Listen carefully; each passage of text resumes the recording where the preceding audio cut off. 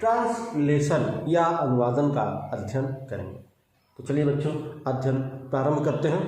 और हम लोगों ने पढ़ा था central dogma molecular in biology.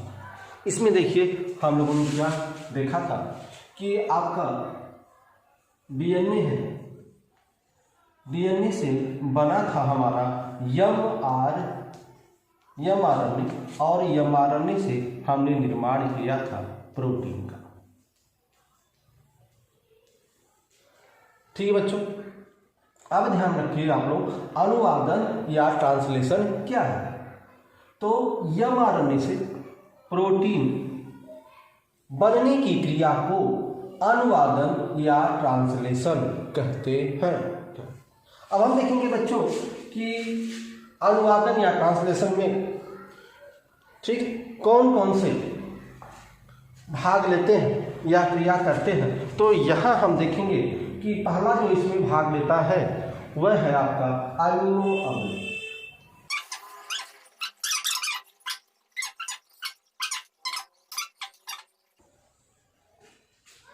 तो ध्यान दीजिए बच्चों, यहाँ पे एमआरएनए से प्रोटीन बनने की क्रिया में अमीनो अम्ल, टीआरएनए, एमआरएनए भाग लेता है और यह ट्रांसलेशन या अनुवादन की क्रिया राइबोसोम पर संपन्न होती है। ठीक है बच्चों, तो यह क्रिया कैसे होती है, इस क्रिया के विषय में हम लोग विस्तार से अध्ययन करेंगे कि ये जो एमआरएनए है, ठीक है, एमआरएनए से प्रोटीन बनने के लिए पहले हम अमीनो अम्ल जो आपका कोशिका द्रव्य में पाया जाता है वह निष्क्रिय होता है। तो पहला काम हम यही करते हैं कि इस अमीनो अम्ल को सक्रिय बनाते हैं। ठीक है, एमआरएनए से प्रोटीन बनने में पहला काम मेरा यह है कि जो अमीनो अम्ल है जो कोशिका द्रव्य में निष्क्रिय पड़ा है इसको पहले हम सक्रिय बनाते हैं। दूसरा कार्य क्या करते हैं, दूसरा कार्य जो निष्क्रिय अमीनो अम्ल है, ठीक है, उसको सक्रिय अमीनो में बना दिए, सक्रिय अमीनो अम्ल में परिवर्तित कर दिए और जो सक्रिय अमीनो अम्ल है उसे टीआरएनए पर स्थानांतरित कर देते हैं। ये इसकी दूसरी क्रिया है। अब उसके बाद हम क्या करते हैं कि यहाँ देखिएगा यह जो राइबोसोम है, ठीक है, वह एमआरएनए पर आके जुड़ जाता है।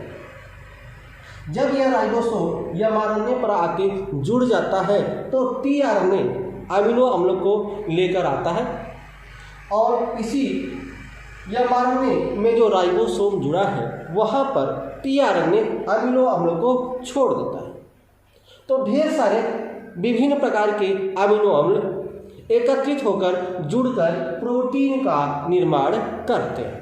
तो यह प्रक्रिया होती है आपका एमआरएनए से प्रोटीन बनने में। तो यह प्रक्रिया किस तरह होती है इसका हम विस्तार से अध्ययन करेंगे और इसको पढ़ने के लिए हम एक ट्रिक का प्रयोग करेंगे। हम यहाँ पर ट्रिक के साथ साथ इस अनुवादन या ट्रांसलेशन का अध्ययन करेंगे। तो पहले देखेंगे, पहले जो यह अमीनो अम्ल है बच्चों, ठीक है, यह अमीनो अम्ल जो निष्क्रिय था इसको हम क्या करते हैं, सक्रिय बनाते हैं। ठीक, पहला काम है बच्चों, यह जो अमीनो अम्ल है बच्चों यह कहाँ पर है, यह कोशिका द्रव्य में निष्क्रिय पड़ा हुआ है, कुंभकर्ण की तरह यह जो है सोया हुआ है। अब इस अमीनो अम्ल को हमें जगाना है, ठीक है, और अमीनो अम्ल को जगाकर उसमें जोश भरना है। जिस तरह से कुंभकर्ण भोजन का सुगंध पाकर वह जाग जाता है और फिर जब उसके अंदर उत्तेजना भरी जाती है तब वह युद्ध के लिए तैयार होता है। ठीक उसी तरह से यह अमीनो अम्ल कुंभकर्ण है, यह जो है कोशिका द्रव्य में निष्क्रिय पड़ा हुआ है। तो इसको पहले हम जगाने का काम करते हैं। इसको जगाते कैसे हैं कि जो अमीनो अम्ल है बच्चों, अमीनो अम्ल, अमीनो एसिड, जो आपका अमीनो एसिड है, अमीनो एसिड या इसको हम ए लिख सकते हैं, अमीनो एसिड। तो जो बच्चों यह अमीनो अम्ल है, इस अमीनो अम्ल अर्थात जो निष्क्रिय पड़ा हुआ है उसको पहले हम क्या करते हैं, जगाने का काम करते हैं। अर्थात पहले हम उसको ऊर्जा देते हैं और वह ऊर्जा है आपका एटीपी। ठीक है, एडिनोसिन ट्राइफॉस्फेट। एटीपी का फुल फॉर्म होता है बच्चों एडिनोसिन ट्राइफॉस्फेट प्लस एंजाइम, इनके द्वारा यह अमीनो अम्ल जो कोशिका द्रव्य में निष्क्रिय पड़ा हुआ है, ठीक है, उसको हम जगाकर उसके अंदर उत्तेजना भरते हैं, जोश भरते हैं और यह क्रिया की जाती है एटीपी और एंजाइम्स के द्वारा।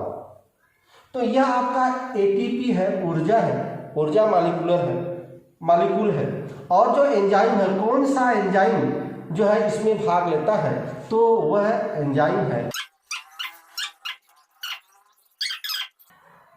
ये बच्चों, यह एंजाइम्स है। तो यह जो अमीनो अम्ल अर्थात यह जो कुंभकर्ण जो सोया हुआ था उसको जगाने के लिए हमने एटीपी तथा एक एंजाइम अमीनो एसिड सिंथेटेज के उपस्थिति में इसको हम जोश भरने का काम करते हैं। ठीक है, और जब यह जाग जाता है तो इनके द्वारा जो है जो आपका अमीनो अम्ल है उसके अंदर जोश या पावर आ जाता है, अर्थात यह परिवर्तित हो जाता है बच्चों। यह जो निष्क्रिय पड़ा हुआ था अमीनो अम्ल बच्चों, ठीक है, अर्थात जो सोया हुआ था कुंभकर्ण की तरह, एटीपी और एंजाइम अमीनो एसिड सिंथेटेज के उपस्थिति में, ठीक है, इनको सक्रिय कर दिया जाता है। यह निष्क्रिय था, ठीक है। अब यहां पर यह सक्रिय हो गया, अमीनो अम्ल सक्रिय हो गया और यह एटीपी एएमपी में परिवर्तित हो जाता है, ठीक है, अर्थात एडियोसिन मोनोफॉस्फेट प्लस आपका पीपी अर्थात फास्फेट। जब यह सक्रिय हो जाता है बच्चों तो यह क्या होता है, यह अमीनो अम्ल, ठीक है, जो सक्रिय हो गया अर्थात जिसके अंदर जोश आ गया, इस अमीनो के अंदर के अंदर जब जोश आ गया तो यह प्लस आपका एएमपी और पीपी यह दोनों अलग हो जाते हैं इससे, ठीक है, क्योंकि जो भोजन था कुंभकर्ण के लिए, भोजन क्या किया, भोजन का सुगंध उसको जगाने का काम किया और जागने के बाद वह पेट भर भोजन करता है, उसके बाद भोजन का काम क्या हो जाता है, खत्म हो जाता है। ठीक उसी तरह से बच्चों कि यह जो आपका एटीपी है, ठीक है, एटीपी से जो इनको ऊर्जा मिली एएमपी और यह फास्फेट, यह इससे अलग हो जाता है, अब इसका कोई काम नहीं होता। यह क्या, इसके अंदर यह जोश भर दिया है इस अमीनो अम्ल को। अर्थात हमने पहला काम क्या किया बच्चों, पहला काम यह किया कि जो अमीनो अम्ल निष्क्रिय था कोशिका द्रव्य में उसको मैंने सक्रिय कर दिया। तो पहला काम अमीनो अम्ल को सक्रिय करना। अब दूसरा काम क्या है बच्चों, जो सक्रिय अमीनो अम्ल है, ठीक है, उसको टीआरएनए पर स्थानांतरित करेंगे। अर्थात यह जो कुंभकर्ण है यह तो जाग गया, इसमें जोश भर दिया गया, अब इनको सेनापति बनाया जा रहा है, ठीक है, अब इनको सेनापति बनाया जा रहा है और इनके लिए एक रथ तैयार किया जा रहा है। तो वह रथ क्या है, वह रथ टीआरएनए एक रथ है और इस पर अमीनो अम्ल को क्या किया जाएगा, स्थानांतरित किया जाएगा। तो दूसरा कार्य यही है बच्चों कि जो आपका टीआरएनए है, इस टीआरएनए पर सक्रिय अमीनो अम्ल को स्थानांतरित करते हैं। तो आपको पता है कि ठीक, यह हम समझने के लिए बता रहे हैं। वैसे टीआरएनए की संरचना इस तरह से नहीं होती, बल्कि टीआरएनए की संरचना इस तरह से होती समझना, क्योंकि जब हम पढ़ेंगे कि एमआरएनए से जब हम प्रोटीन का निर्माण करेंगे तो बार बार इसका प्रयोग होगा आएगा, क्योंकि इसका फिगर यह लंबा है, ठीक है, इसलिए जो है उस फिगर में हम इसका प्रयोग करेंगे। तो यह बच्चों क्या है, यह आपका है टीआरएनए, यह है बच्चों टीआरएनए, यह भी टीआरएनए का चित्र है, यह भी टीआरएनए का चित्र है। अब टीआरएनए का जो 3 3 प्राइमर स्टैंड है या 3 प्राइमर स्टैंड वाला है, तो 3 प्राइमर स्टैंड पर यह जो सक्रिय अमीनो अम्ल है बच्चों यह आके जुड़ जाता है। सक्रिय अमीनो अम्ल आके इस तरह से इस पर जुड़ जाता है। ठीक है, हमने आपसे क्या कहा कि यह जो सक्रिय अमीनो अम्ल है उसके लिए एक रथ बनाया जाता है, अर्थात tRNA है, और इसी रथ पर इनको बैठाया जाता है। सेनापति को सेनापति के लिए रथ तैयार किया जाता है और यह जो अमीनो अम्ल है यह इस पर किया जाता है, सवार हो जाता है। और इसके लिए एक हथियार की भी व्यवस्था की जाती है, गदा का, तलवार का, धनुष और बाण का।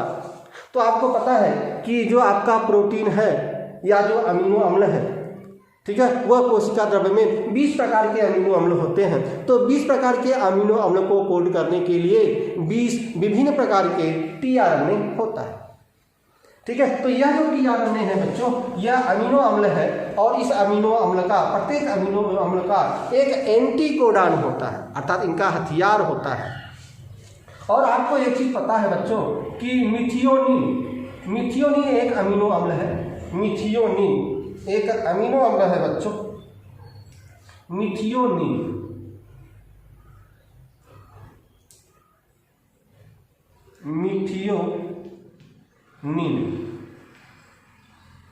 यह मिथियोनिन अमीनो अम्ल है बच्चों। और यह मिथियोनिन आपको पता है कि पिछले वाले वीडियो में हम आपको पढ़ा चुके हैं कि जो है कोडान क्या होता है, एंटी कोडान जो है क्या होता है, कितने प्रकार के कोडान होते हैं आपको बता चुके हैं कि 64 प्रकार का कोडान होता है। 64 प्रकार का आपका कोडान होता है, जिसमें से 61 कोडान ही सक्रिय होता है। 61 कोडान सक्रिय होता है और 3 कोडान स्टॉप कोडान होता है।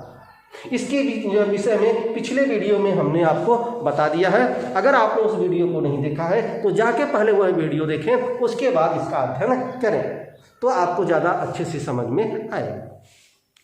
तो यह जो आपका बच्चों है 64 जो आपका कोडान है, 64 में से 61 सक्रिय है और 61 में से एक कोडान को हम क्या कहते हैं, स्टार्ट कोडान कहते हैं। एक कोडान को, ठीक है, स्टार्ट कोडान कहते हैं। स्टार्ट कोडान अर्थात इसी कोडान से आपकी यह प्रक्रिया प्रारंभ होती है और वह जो है कोडान होता है AUG। AUG जो बच्चों है यह आपका क्या है, यह आपका जो है स्टार्ट कोडान है। और कोडान किसे कहते हैं यह भी आपको बता चुके हैं कि जो आपके नाइट्रोजनी क्षार होते हैं, 4 नाइट्रोजनी क्षारों से 3 नाइट्रोजनी क्षार मिलकर एक कोडान का निर्माण करते हैं। तो AUG एक कोडान है। कैसा कोडान है, स्टार्ट कोडान है। अर्थात यही कोडान आएगा तभी आपका ट्रांसलेशन या अनुवाद की क्रिया प्रारंभ होगी। और AUG यह भी बता चुके हैं बच्चों कि AUG किस अमीनो अम्ल को कोड करता है, तो यह मिथियोनिन अमीनो अम्ल को कोड करता है। किसको, मिथियोनिन अमीनो अम्ल को कोड करता है। यह मिथियोनिन ठीक है अमीनो अम्ल को कोड करता है। कौन सा बच्चों, यह AUG को। ठीक है बच्चों, तो AUG जो आपका है वह मिथियोनिन को कोड करता है और इसी को हम स्टार्ट कोडान कहते हैं। ठीक है, और पिछले वीडियो में हम इसके विषय में विस्तार से अध्ययन कर लिया। तो यह जो आपका मिथियोनिन है बच्चों, यहाँ ध्यान रखिएगा, यह नीट का प्रश्न है। क्योंकि मिथियोनिन अन्य अमीनो अम्ल सोए हुए थे, उनको जगाने के लिए यह क्रिया की गई, लेकिन मिथियोनिन के साथ यह क्रिया नहीं होता क्योंकि मिथियोनिन स्टार्ट कोडान को कोड करता है। अर्थात पहले से ही चार्ज रहता है, यह पहले से ही जागा रहता है। कौन, मिथियोनिन। तो मिथियोनिन पहले से ही सक्रिय होता है, इसके लिए यह काम नहीं करना पड़ता। अर्थात अमीनो अम्ल को सक्रिय नहीं बनाना होता, केवल मिथियोनिन को।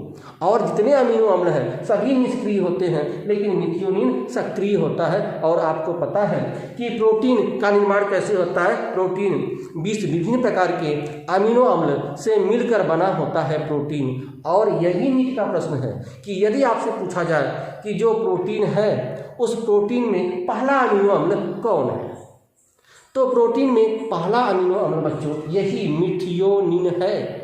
क्योंकि आपको पता है कि जो है अनुवादन या ट्रांसलेशन की क्रिया तभी प्रारंभ होगी जब AUG आएगा। AUG को ही हम स्टार्ट कोडान कहते हैं। जब यही आएगा तभी आपका अनुवादन की प्रक्रिया प्रारंभ होगी। और AUG किसको कोड करता है?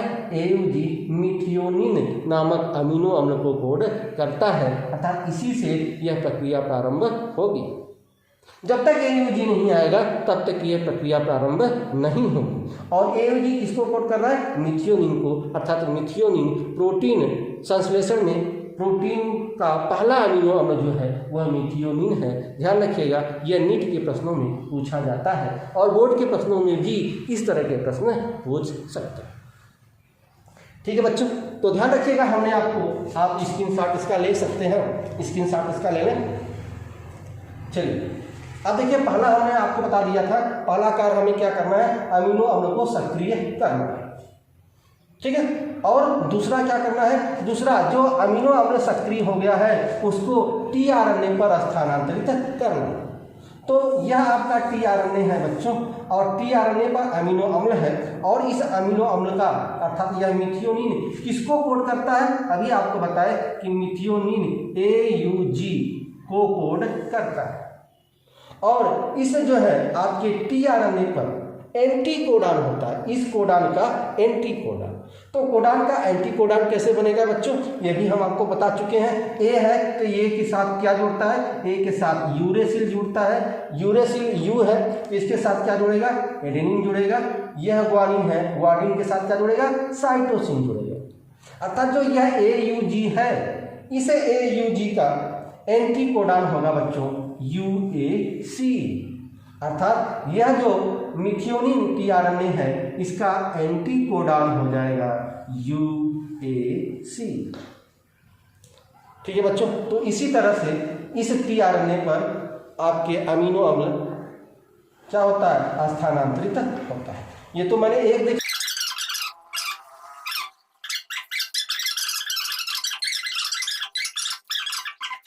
ठीक है। यह क्या है? यह ल्यूसीन का क्या है? कोड करता है CUU। तो अब इसका एंटी कोडान क्या बनेगा बच्चों? C हमेशा पता है ग्वानिन के साथ जुड़ता है, U एडेनिन के साथ, U एडेनिन के साथ। तो ये जो ल्यूसीन का जो CUU है, ठीक है, इसका एंटी कोडान बच जाएगा बच्चों GAA। तो इसका ये एंटी कोडान बन जाता है। तो दूसरा प्रक्रिया हम यही करते हैं कि जो है जो सक्रिय अमीनो अम्ल है वह tRNA पर स्थानांतरित हो जाता है। अब यह tRNA कहाँ जाता है? mRNA पर जाता है। यह tRNA अमीनो अम्ल को लेकर कहाँ ले जाता है? mRNA पर, और mRNA पर राइबोसोम होता है और राइबोसोम में जुड़कर अनुवादन की क्रिया प्रारंभ करता है। वहाँ tRNA छोड़ता है। प्रत्येक जो है आपका tRNA अनेक प्रकार के अमीनो अम्लों को छोड़ता है और अनेक प्रकार के अमीनो अम्ल मिलकर प्रोटीन का निर्माण करता है। तो कैसे, हम ये प्रक्रिया देखें। तो यह हो गया बच्चों, हमने दो देख लिया। और चलिए मैं आपको एक ट्रिक बताता हूँ। अब ट्रिक बता रहे हैं आपसे है, यह ATP हमारा क्या है? ट्रिक है। और यहाँ ATP क्या है? यहाँ ATP आपका एनर्जी मॉलिक्यूलर है। यह ATP मेरा टिक क्या है? देखिए, ATP का मतलब मैंने पहला क्रिया आपको करना है अनुवादन या ट्रांसलेशन में कि आपको अमीनो अम्ल को जो है एक्टिवेशन करना है, अर्थात एक्टिव करना है अमीनो अम्ल को। दूसरा क्या है? T, अर्थात सक्रिय अमीनो अम्ल को स्थानांतरण करना है। किस पर? tRNA पर। ठीक है, तो A हमने एक्टिवेशन कर लिया, अर्थात अमीनो अम्ल को सक्रिय कर लिया, तो पहला क्रिया हो गया। दूसरा, सक्रिय अमीनो अम्ल को tRNA पर स्थानांतरण कर लिया, दो ट्रिक। तीसरा P अर्थात प्रोटीन। अब प्रोटीन संश्लेषण की क्रिया कैसे होती है इसको हम देखेंगे। ठीक है, प्रोटीन संश्लेषण। तो ATP यह आपका एक क्रम है, क्या? अनुवादन या ट्रांसलेशन का एक क्रम है। इसे ATP से याद कर सकते हैं कि A अर्थात पहला काम करना है अमीनो अम्ल को सक्रिय करना, एक्टिव करना, एक्टिव करना, एक्टिवेशन। दूसरा टीआरएनए पर जो सक्रिय अमीनो अम्ल है उसको स्थानांतरण करना। तीसरा प्रोटीन संश्लेषण, प्रोटीन का बनना। इसमें जो है आप देखेंगे एक राइबोसोम होता है और राइबोसोम यह भी कोशिका द्रव्य में निष्क्रिय होता है और यह राइबोसोम दो प्रकार का होता है हमारे आपके शरीर में। एक 70S होता है, दूसरा 80S होता है। यह जो 70S है इसके दो सब यूनिट होते हैं। पहला होता है स्मॉल सब यूनिट और दूसरा होता है लार्ज सब यूनिट। यह बच्चों स्मॉल सब यूनिट है और यह आपका लार्ज वाला सब यूनिट है। अब आपसे पूछा जाए कि स्मॉल सब यूनिट पर क्या जुड़ता है या स्मॉल सब यूनिट में क्या होता है, तो स्मॉल जो सब यूनिट है इसमें आके mRNA आके जुड़ जाता है। क्या जुड़ता है? mRNA। अर्थात mRNA कहाँ स्थित होता है? स्मॉल सब यूनिट पर। और दूसरा है लार्ज, तो लार्ज सब यूनिट पर टीआरएनए आके जुड़ता है। क्या जुड़ता है? टीआरएनए। और ध्यान रखिएगा यह जो आपका लार्ज जो सब यूनिट है बच्चों, ठीक है, इसके 3 बॉक्स होते हैं। बॉक्स समझ सकते हैं? इस तरह से 3 भाग होते हैं इसके, इस तरह से 3 भाग होते हैं। ठीक है बच्चों, यह जो लार्ज सब यूनिट है इसके 3 भाग होते हैं।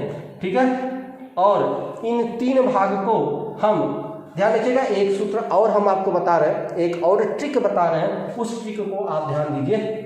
यह एपी तो जूस है और इसी एपी के आधार पर हम अपना एक ट्रिक बनाएंगे और वह ट्रिक क्या है? एपी ई एपी।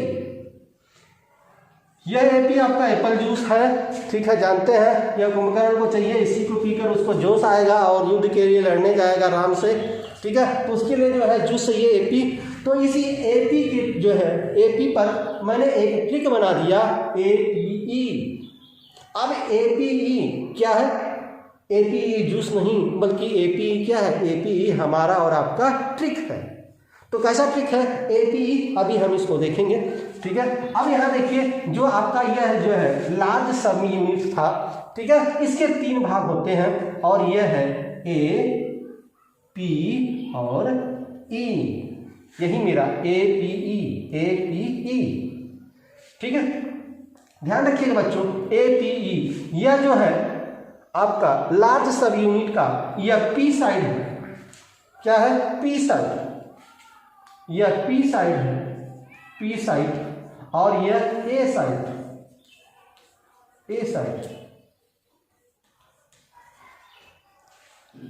आपको इसीलिए ट्रिक बता दिए एप्पल से, एपीई अर्थात लार्ज सब यूनिट के 3 भाग होते हैं, APE, APE, P P side, A side, E side.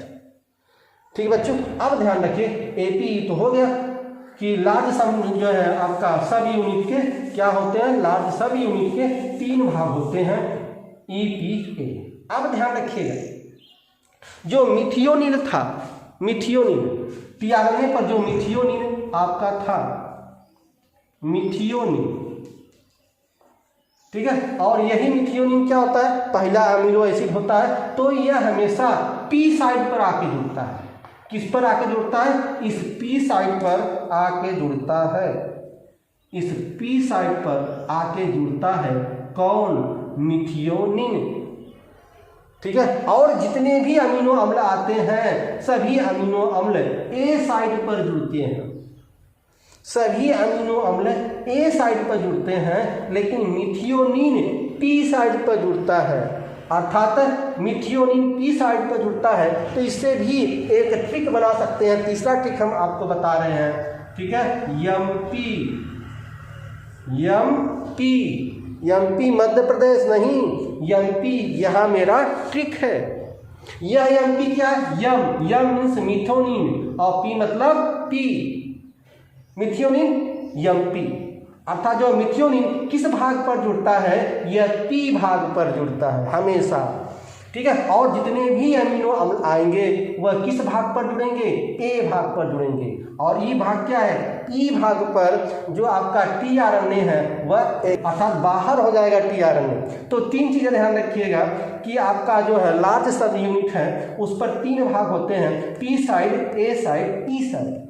P side पर केवल मिथियोनिन आके जुड़ता है एमपी, और ए साइड पर जितने भी अमीनो अम्ल हैं ये आके जुड़ता है।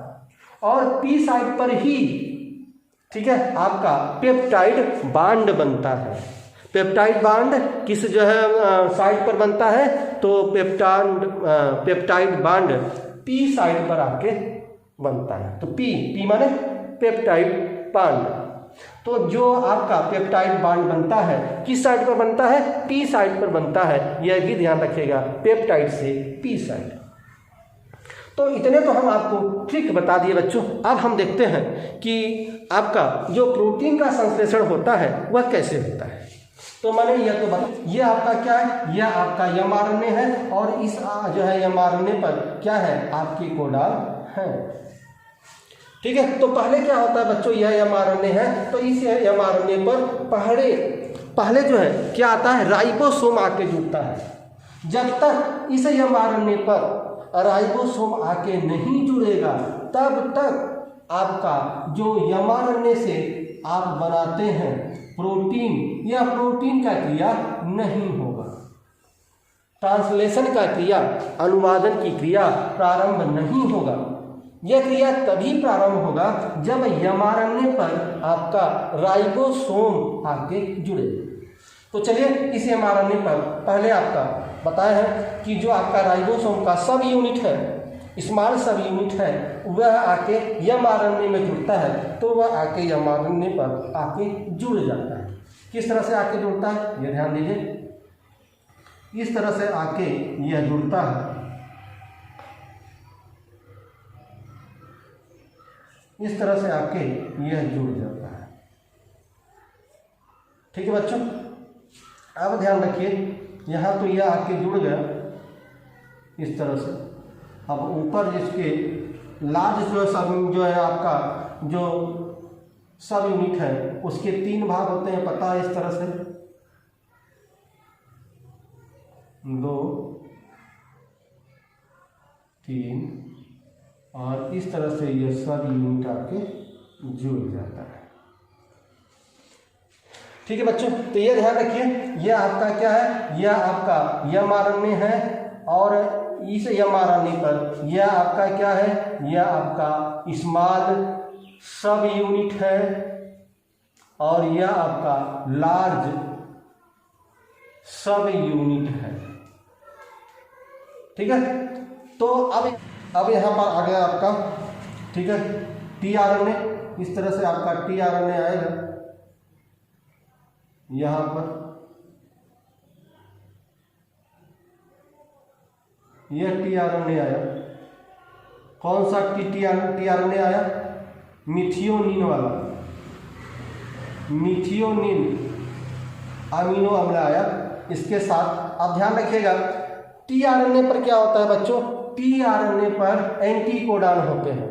तो मिथियोनिन किसको कोड करता है, मिथियोनिन का जो कोड होता है आपका होता है यूएजी। ठीक है। तो टीआरएनए पर एंटीकोडॉन होता है, तो यह जो मिथियोनिन है इसका एंटीकोडॉन क्या होगा बच्चों, यू के साथ एडेनिन जुड़ता है, ए के साथ यूरेसिल जुड़ता है, जी के साथ यू, तो यूएसी।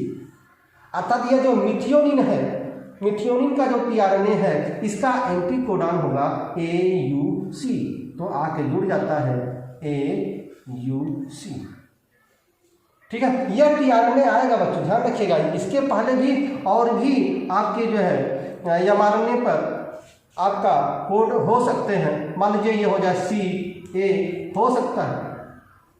टीआरएनए आएगा, यहाँ आएगा, तो देखिए यहाँ ACU है, ACU क्योंकि 3 को ही लेकर कोडान बनता है, तो ACU यहाँ पर आएगा, देखेगा, लेकिन वह यहाँ पर जुड़ेगा नहीं। क्यों? क्योंकि वह खोजेगा किसको, वह खोजेगा UAG को, स्टार्ट कोडान। स्टार्ट कोडान को खोजेगा। जब तक स्टार्ट कोडान नहीं आएगा तब तक यह मिथियोनिन वाला टीआरएनए इसके साथ नहीं जुड़ेगा, क्योंकि आपको पता है कि यह क्रिया तभी प्रारंभ होगी जब यूएजी आएगा। जब यूएजी आएगा तभी यह क्रिया प्रारंभ होगी। और मिथियोनिन किसको कोड करता है? यह यूएजी को, एंटी कोडान को एयूसी। तो मिथियोनिन का जो टीआरएनए का जो एंटी कोडान है यह एयूसी होता है, यह लेके आता है। यदि आपका यूएजी मिल जाएगा तो क्या करेगा? यह इसके साथ मैच करेगा, ठीक है, यह इसके साथ जुड़ गया। अब चूंकि ये देखिए यह पी साइड था और हम आपको बताएं कि पी साइड में ही मिथियोनिन आता है। अब ये साइड है तो ये साइड में जितने अमीनो अम्ल आएंगे वह किस पर आएंगे? ए साइड पर आएंगे। तो अब दूसरा अमीनो अम्ल आता है, दूसरा जो है अमीनो अम्ल आता है इस तरह से, दूसरा टीआरएनए आता है इस तरह से, दूसरा टीआरएनए आता है। मान लीजिए यह जो है ल्यूसिन, यह ल्यूसिन अमीनो अम्ल को लेकर आता है, ठीक है। तो यह ध्यान रखिए यह आप कहाँ है? यूसीसी, यूसीसी, यूसीसी, यूसीसी जो कोड है, कौन सा अमीनो अम्ल इसको कोड करता है?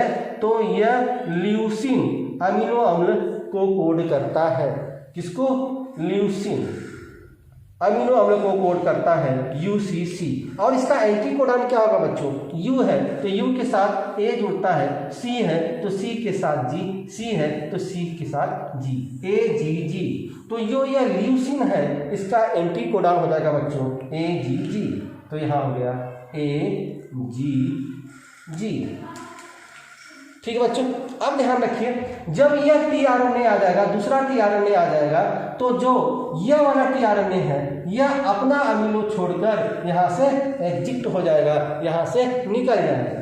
अर्थात यह जो आपका है बच्चों, यह जो है, और यह मिथियोनिन क्या हो जाएगा? इस पर स्थानांतरित हो जाएगा और यह टीआरएनए यहाँ से छोड़कर निकल जाएगा। इस तरह से यहाँ से छोड़कर यह निकल जाएगा, ये सब ये इस तरह से इसकी संरचना हो जाएगी। अब जब दूसरा टीआरएनए आएगा बच्चों तो इसी तरह से देखिए आगे ये बढ़ता रहेगा। अब जब दूसरा टीआरएनए आएगा, ठीक है, यहाँ चलिए यह आपका भाग था, ये करते हैं यहाँ से, यह दूसरा था। अब यहाँ से एक जो है आगे इस तरह से आपका बढ़ता रहेगा राइबोसोम इस तरह से। अब यहाँ पर एक और टीआरएनए आ गया, इस तरह से टीआरएनए आएगा इस तरह से। अब यह जो है ल्यूसिन था, अब यहाँ है सीजीजी। तो जो सीजीजी है, ठीक है, यह जो कोड है किस अमीनो अम्ल को कोड करता है? तो यह ट्रिप्टोफैन, ट्रिप्टोफैन अमीनो अम्ल को कोड करता है यूजीजी। तो यहाँ ट्रिप्टोफैन आ जाएगा, ट्रिप्टोफैन अमीनो अम्ल, ठीक है।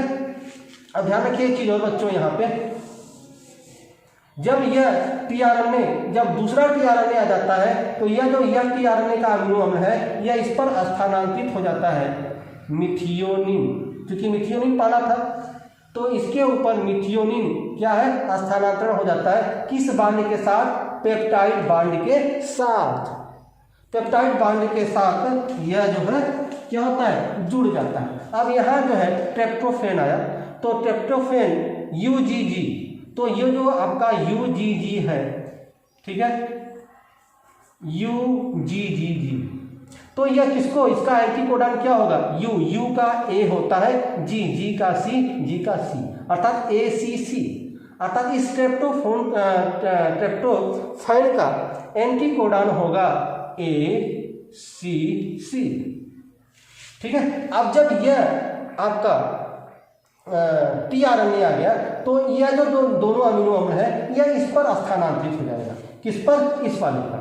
अर्थात यह ट्रिप्टोफैन था तो ऊपर यहाँ आ जाएगा आपका ल्यूसिन और यहाँ पर इस तरह से आ जाएगा मिथियोनिन, इस तरह से इस पर आ जाएगा। और यह जो आपका टीआरएनए है, यह टीआरएनए यहाँ से इस तरह से गायब हो जाएगा। यह टीआरएनए यहाँ से एग्जिट हो जाएगा, बाहर हो जाएगा, ठीक है, इस तरह से यह बाहर हो जाएगा। अब यहाँ से अब देखेंगे फिर यहाँ से इस तरह से राइबोसोम आगे बढ़ता रहेगा, इस तरह से राइबोसोम क्या है आपका आगे बढ़ता रहेगा, इस तरह से आगे।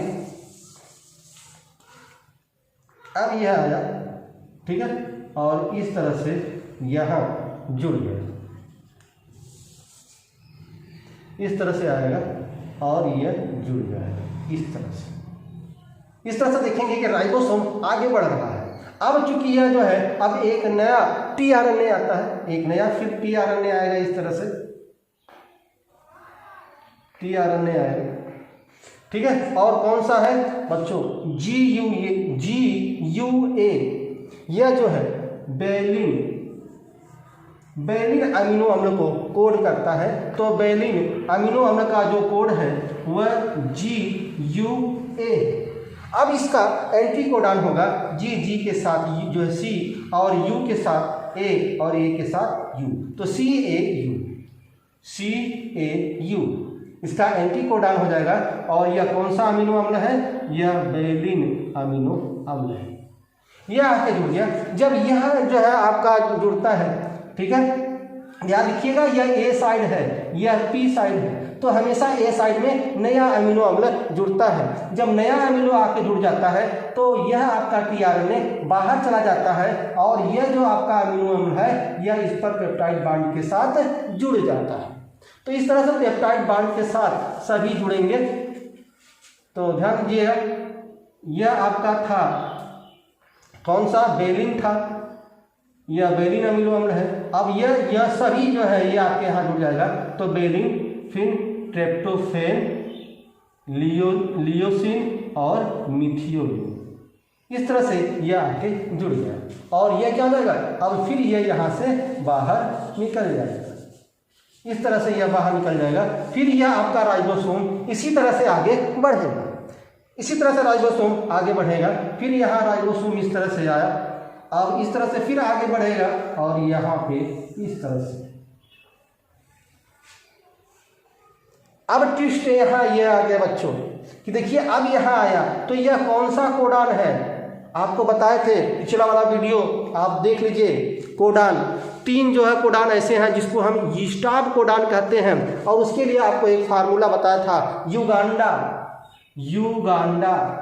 3 स्टाप कोडान होते हैं। तो युगांडा UGA और UAG और UAA, यदि यह 3 कोडान कहीं पर भी आ जाते हैं तो ट्रांसलेशन जो आपका है, ठीक है, या आपका अनुवादन है उसकी क्रिया समाप्त हो जाती है, रुक जाता है। अब यहाँ देखिए UG क्या है, UGA स्टाप कोडान है, तो यहाँ स्टाप कोडान होगा। तो टीआरएनए आता तो है यहाँ, टीआरएनए यहाँ आएगा, ठीक है, टीआरएनए यहाँ पर आता है, इस तरह से टीआरएनए आएगा, लेकिन देखेगा कि यहाँ UGA जुड़ा हुआ है, ठीक है, तो क्या करेगा, यह वापस चला जाएगा। अब कोई भी टीआरएनए यहाँ पर नहीं आएगा क्योंकि यहाँ जुड़ गया है UGA। जब कोई टीआरएनए ही नहीं आएगा तो कोई भी अमीनो अम्ल नहीं आ सकेगा, अर्थात यह ट्रांसलेशन अर्थात प्रोटीन संश्लेषण की क्रिया यहीं पर समाप्त हो जाती है। अब यहीं पर समाप्त हो जाती है, अर्थात कोई भी टीआरएनए नहीं आएगा। जब कोई भी टीआरएनए नहीं आएगा तो कोई भी अमीनो अम्ल नहीं आएगा। यह क्रिया तभी स्टॉप होगी जब स्टॉप कोडान में से कोई भी 3 UGA, UAG या UAA अगर आ जाता है mRNA पर, तब यह आपका ट्रांसलेशन या अनुवादन की क्रिया यहीं पर समाप्त हो जाती है। अब क्या होता है कि यह टीआरएनए क्या हो जाएगा, यह टीआरएनए सभी जो है यहाँ से एग्जिट हो जाएंगे, चले जाएंगे इस तरह से। और जो आपका राइबोसोम का आपका लार्ज यूनिट और सब यूनिट था, यह भी क्या हो गया, यहाँ से हट जाएंगे। और यह जो आपका अमीनो यह टीआरएनए हट जाएगा और केवल बचेगा यह आपका अमीनो अम्ल। यह जो अमीनो अम्ल है, यह अमीनो अम्ल एक साथ एकत्रित हो जाएंगे और एक साथ एकत्रित होकर प्रोटीन का निर्माण करेंगे। इसी को बोला जाता है प्रोटीन संश्लेषण या ट्रांसलेशन या अनुवादन। तो किस तरह से हमने देखा। एक चीज़ और ध्यान रखिएगा बच्चों कि जो आपका ये एक आपका लार्ज जो है सब यूनिट था, एक जो है स्मॉल सब यूनिट था। स्मॉल सब यूनिट और लार्ज सब यूनिट दोनों पहले अलग अलग होते हैं, ठीक है। लेकिन मैग्नीशियम आयन की उपस्थिति में यह जो है स्मॉल और लार्ज सब यूनिट जुड़ते हैं। यदि मैग्नीशियम आयन की संख्या क्वांटिटी यदि उचित मात्रा में है तभी यह दोनों यूनिट जुड़ेंगे, अन्यथा यह जुड़ेंगे नहीं। यदि मैग्नीशियम आयन की मात्रा कम है, क्वांटिटी कम है, तो यह दोनों सब यूनिट नहीं जुड़ेंगे। तो ध्यान रखिएगा, सब यूनिट और लार्ज यूनिट जो है लार्ज सब यूनिट तभी जुड़ते हैं जब मैग्नीशियम आयन की उचित मात्रा होती है। जब यह प्रक्रिया समाप्त हो जाता है तो आपका सब यूनिट, दोनों सब यूनिट जो है स्मॉल और लार्ज यूनिट अलग हो जाते हैं। इस तरह से सब क्या हो जाता है, सब अलग हो जाता है और यह प्रोटीन एक साथ मिलकर जो है यह सभी अमीनो अम्ल मिलकर प्रोटीन का निर्माण करते हैं और इसी को प्रोटीन संश्लेषण की क्रिया या अनुवादन, ठीक है, या ट्रांसलेशन कहते हैं।